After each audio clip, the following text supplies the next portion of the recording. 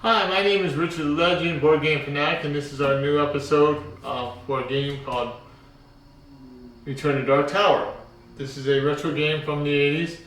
This is much different than the old version, but it's a great game. I've played it a few times already to get the gist of the rules, and that's what we're going to be talking about today in the first episode is basically the rules and the description of the round, and then we'll go into the gameplay. We won't be showing any of the app right now because the app runs with the playthrough, so we'll describe certain things that happen during that. I will explain a few things when we're going through the rules and through the components of the game. Well, let's get into it and get into the components. The first thing we have is the board. The board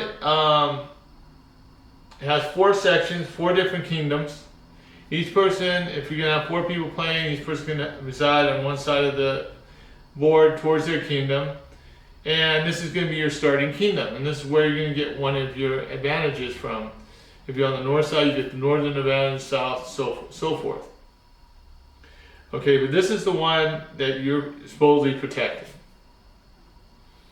Okay, and it's dependent on what scenario you're doing or what you're going to be doing during the game. So there's a few scenarios already set up in the app. About I think there's over 8 or 9 right now, and there's an expansion out now. I found out that I haven't downloaded yet, but I'm going to. But otherwise, let's get into this. We got different lands on each of these kingdoms. We have mountains, we have forests, we have plains, we have desert, we have water spaces, and then we have some buildings. We have the village, we have a sanctuary, we have a citadel, and that's where your starting point is, and your bazaar. Each one of these buildings does a different thing, and we will explain that during the round description. But let's get into components. So this is basically the board. The tower runs pretty much the whole game. When we turn it on, when we do the app and so forth, you'll see all the colors, lights. The lights will come on. This thing rotates. Every end of every player's turn during the round, they will drop a skull into the tower and see what happens. So that is one way we could lose. Is, for example, if we don't have any more skulls in the supply here in the board, near the board, we will lose the game. So we need to make sure that we keep collecting skulls and putting them back to the supply. If any of these buildings get destroyed when we have 4 skulls here, 3 of those skulls get taken out of the game, so we just lost 3 skulls, and one of them will go back to the supply. So you have to make sure we start doing, there's one specific thing that's called cleanse, and you can cleanse a building and get those skulls back. So that's one way of getting the skulls back in the supply. And we'll explain that a little more in detail later. Okay? So that is the board. Now we're going to go into the components, components that you'll be using during the game. So let's get into that.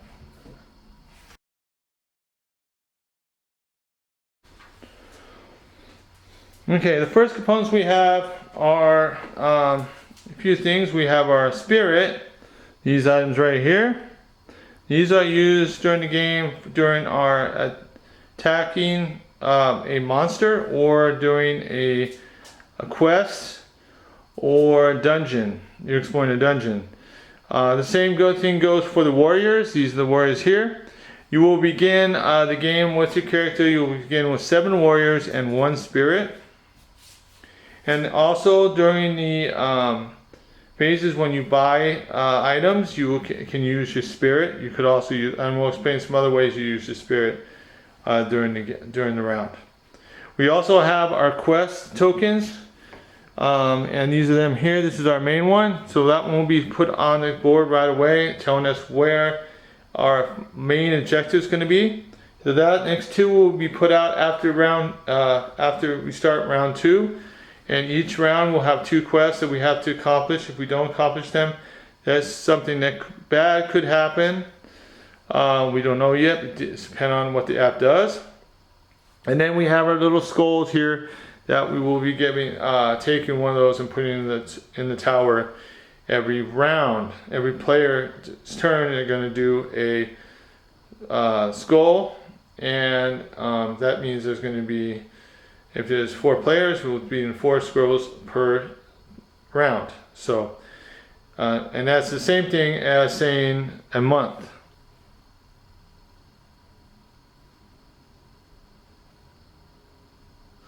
Alright, so those are the main components we have.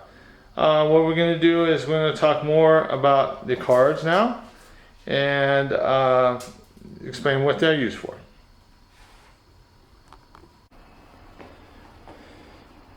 Okay, these are our cards.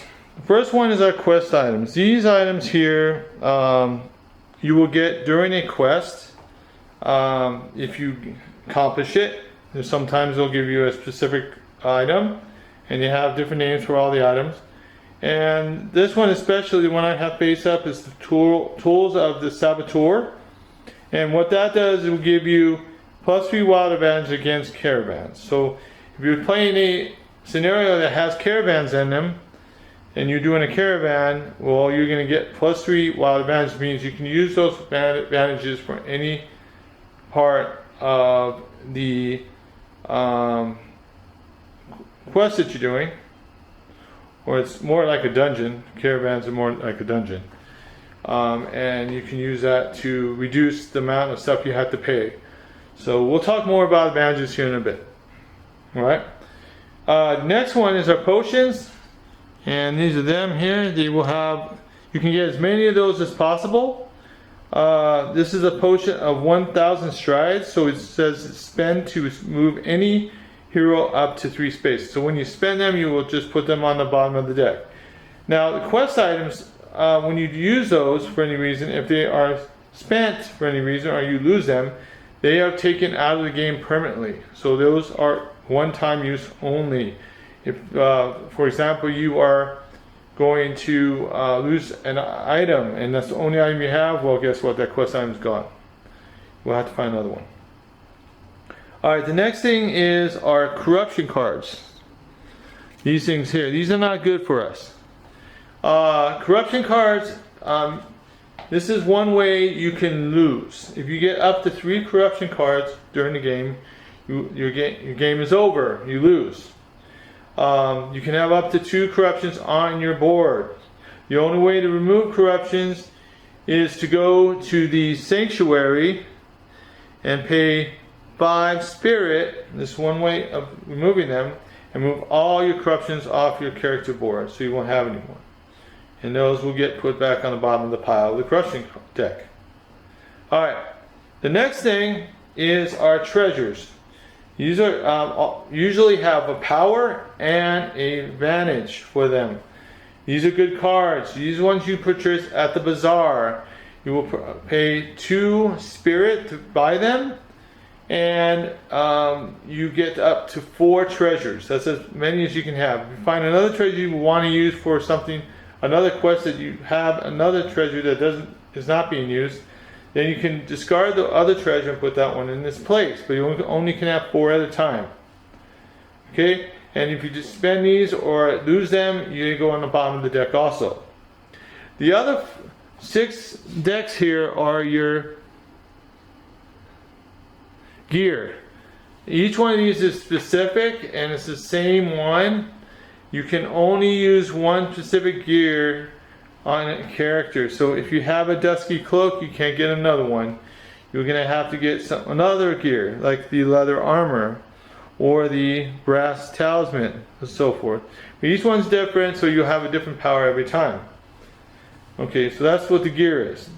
The next thing is dice. The dice is used during the reinforced phase. Reinforced phase, we'll talk more about in the round description. But you can option a rolling this. Now, the one bad thing about this, if you roll this and you get the man with the crossed arms, you totally lose your whole reinforced action. You do not get to collect anything for free. You don't do anything. So you have to make a decision. Do I really want to take the chance? But this has this symbol, that's potion. Okay, this one is you can get a gear from the gear deck, one of the gears, or you can get 3 warriors. There's one blank side, and then the rest of them are the man with the crossed arms. That tells you your reinforced is gone. So that's what the dice is for. So you would have to roll this when you do your reinforced action first, if you decide to do it. Okay, the last tokens I have here are your monster tokens. These will be placed on the board. They all have numbers on them except for the one that's in red. 2 means that's going to take 2 battle cards to defeat that monster. So you can get 2 battle cards in the app, and we'll see that when we go into gameplay. And you will have to pay whatever it tells you. If you want to reduce it due to the amount of advantages you have available, then you can reduce it and maybe also get something positive. Sometimes they'll be collecting warriors, or you'll be collecting spirit or whatever. So that's what that's for. That's what the number stands for.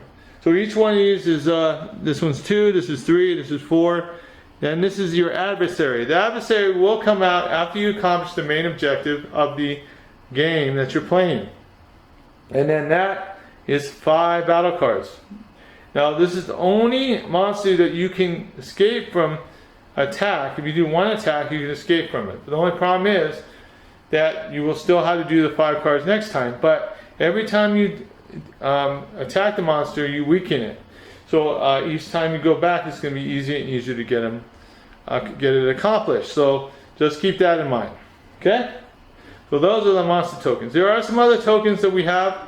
We will explain them if they come up on the scenario. I want to bring them out just because there's a little bit spoily, a little bit of stuff.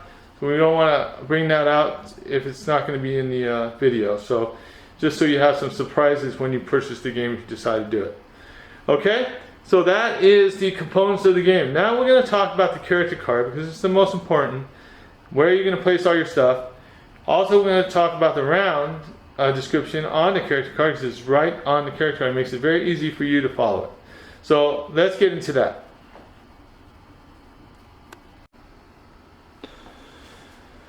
Okay, this is the character sheet. First thing we're going to talk about is I already have 7 warriors and 1 spirit. That's what we started with, and that's what we have it set up. We have every character has his own little miniature that comes with it. So you basically have that. You also have already starting with 3 advantages, 2 for the character. For example, Relic Hunter has 1 humanoid advantage, and then he's got prepared when you reinforce at a bazaar. Spend 1 less spirit to gain a treasure. So basically, when I gain a treasure, I only have to pay 1 spirit instead of 2. We also got, because I'm going to be working on the north side, I'm the champion of the north, so I have +2 wild advantages in the mountains. So whenever I'm in the mountain terrain, I have a +2 advantage already ready for either a quest or a battle. So that's awesome. And we'll explain more when we get into gameplay. We'll explain all the advantages, how to battle, how to quest, and so forth there at that point. Alright, now the round. Also the treasures. The treasures go on the bottom of your card. You have 4 spots you can put there, place 4 treasures. That's why I said the maximum 4 treasures total. You also have spaces for your corruptions. Hopefully you will not have to get any. If you do get corruptions, they are a hindrance. Okay, and like for example, a feverish is you cannot cleanse a building with 3 skulls. So it means it would be very hard to, because that's going to suck, because if you see one with 3 skulls, they're almost there to be destroyed. You want to cleanse those as quickly as possible. So that would be a disadvantage of that character who has that corruption. Alright, now let's talk about the turn. Each character turn is the same, but the banner actions are different. For example, the Relic Hunter, he collects 1 potion. You do not have to do this. You have an option to do it, but you have to do this at the beginning of your turn. You can't wait around during the round to do it. You have to do it right away. The Orphan Xian character gains 1 spirit. Spy Master is place your hero on a space in your current kingdom, any space you want to go to. So he doesn't have to move. He just automatically gets transported over there. That's awesome. The Buddha Warlord gains 5 warriors on this banner action. So that is your start of a turn action. Now in the middle of the turn, you have 3 separate types of actions. You have a move, your heroic action, and your reinforce. Now you can do these in any order.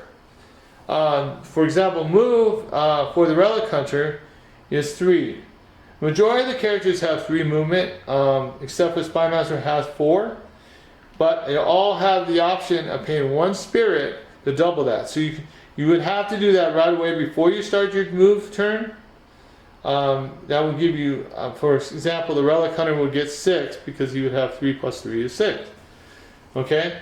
So you can separate all your moves during this whole turn. So if you want to do move 2, do a heroic action, then move another 2, and do a reinforcement action, then you want to move 2 more to get somewhere where you have to go to the next turn, that's fine. You can do that.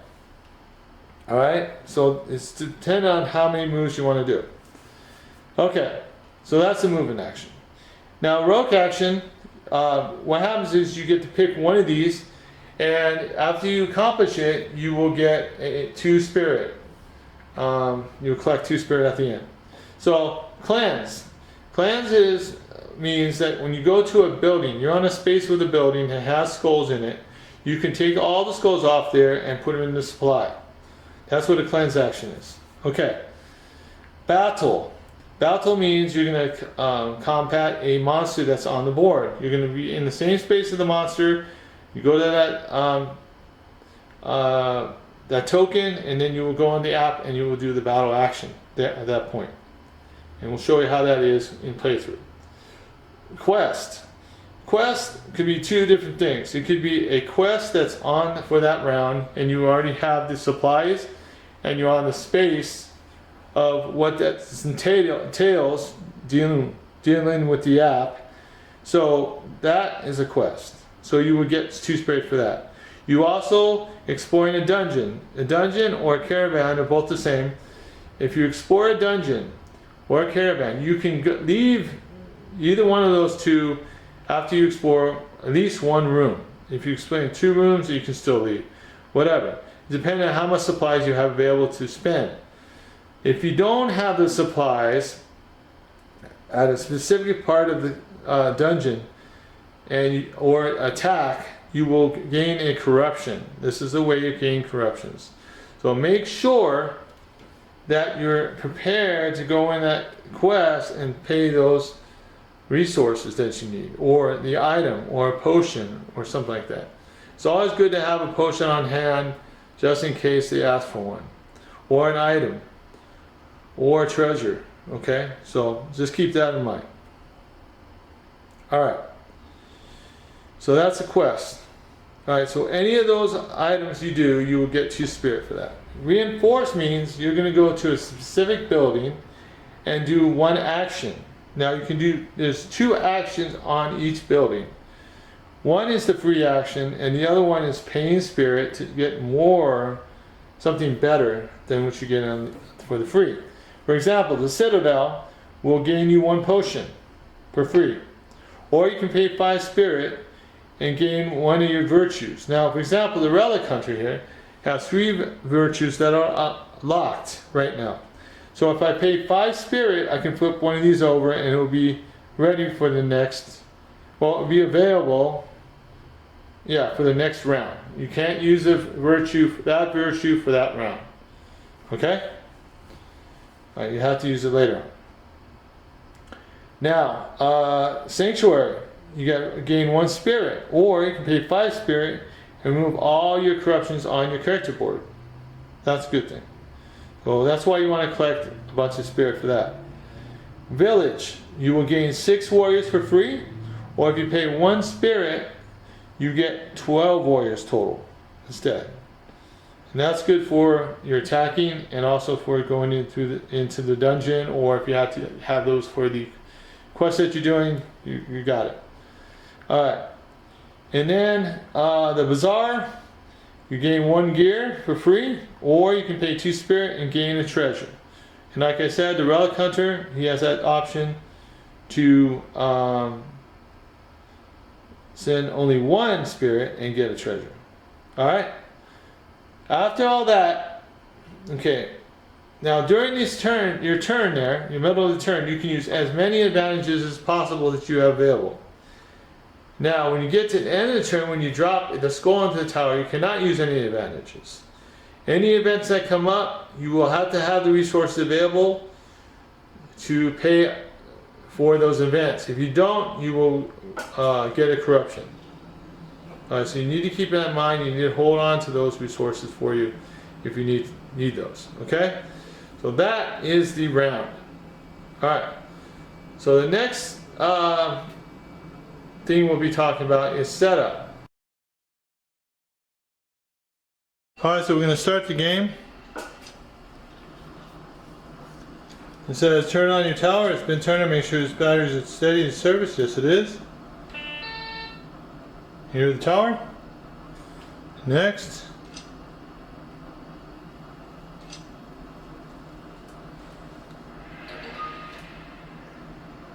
Connecting. Alright, I'm going to calibrate it.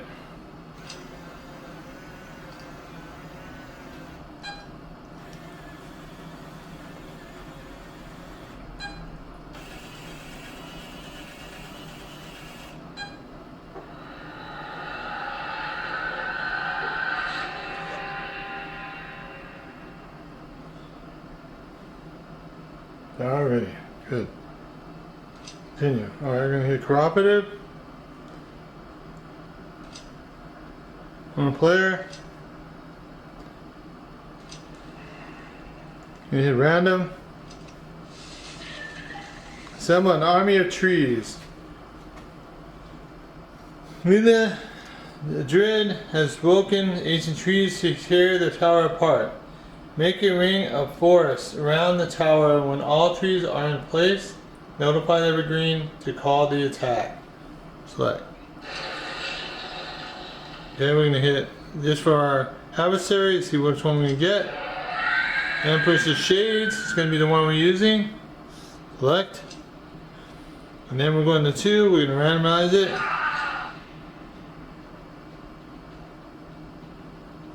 Okay, and then 2. Okay.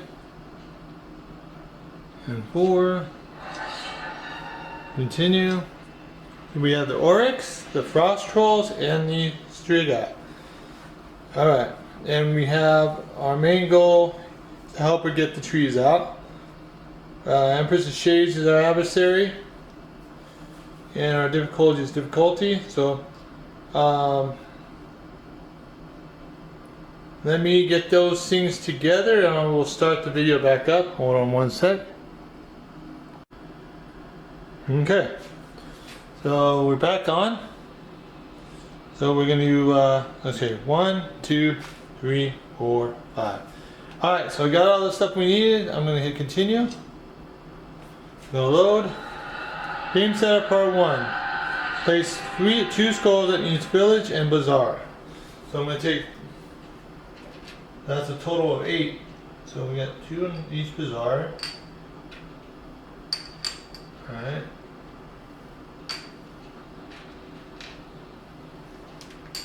Okay, and each bazaar in each village. And so far we need to work on getting those out of there. That's 8 total right there.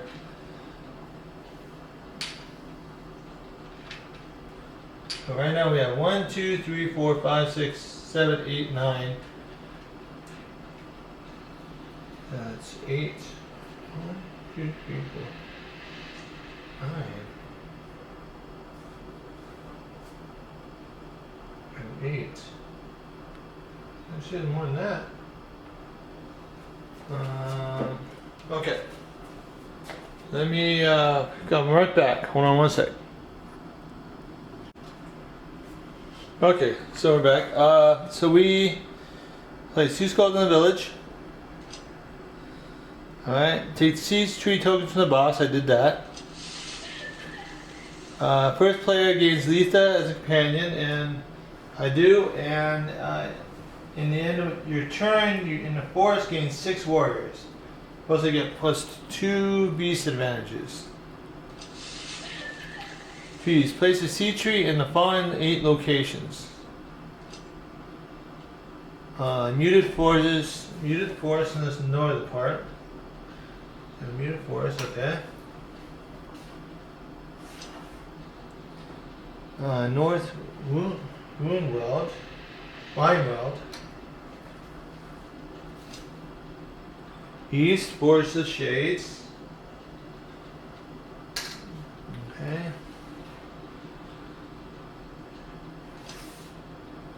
Copper Grove on the east. Okay. South Pine Barrens. Inland Forest.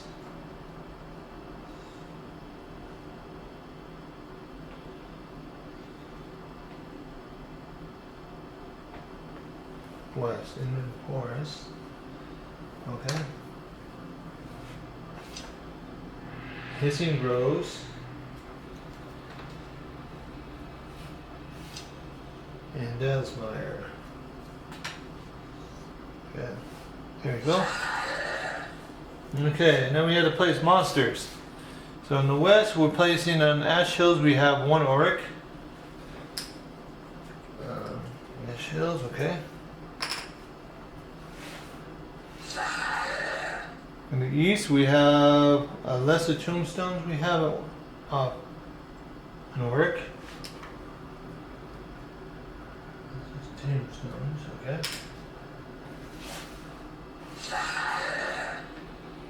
And then we have one in the north on Talisker Desert. Okay. And we have Frost Troll on the south. Middle Sister. No, okay, so we're set up. Alright, so assemble the army of trees. So our main goal is Letha the Druid has woken ancient trees to tear the tower apart, make a ring of forest around the tower when all trees are in place.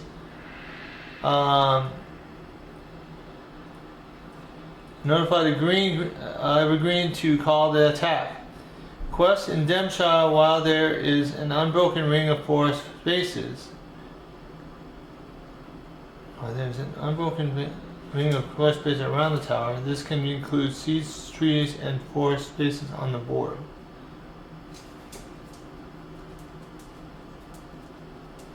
Okay, Demshire, and that's still on the west side. So I put my main marker in the west at Demshire.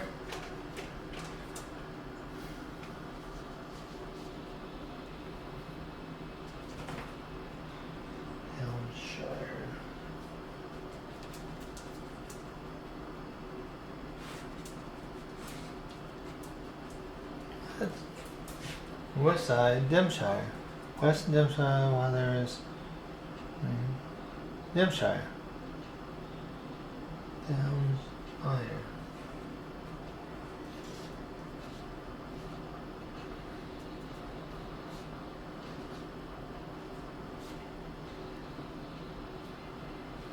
Oh, there we go. Alright. There we go. Got it.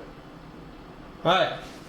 So this is where we're going to begin. So this is our end of the setup. We did our setup, ready to go. And we're going to start the adventure in the next video. So let me come back real quick and discuss a few things with you guys. Alright, well that is our setup and our rules of the game of Return to Dark Tower. On the next video we will start our playthrough. So I hope you join us for that. Pretty exciting. It's going to be pretty cool. Everything's set up on the board. We have our skulls, we have our monsters, we have our trees set up to bring to the tower to try to get the tower in our control. With help with Letha, the Dryad. So I hope you come back and see you guys on the next episode. So thank you for watching, guys. And if you have any comments on the rules, or if there's something I said wrong, please bring it to my attention in the comments, and I will correct that according into the video and change it if I have to. So thanks for watching, and I'll see you on the next video dealing with the playthrough. Take care now. Bye.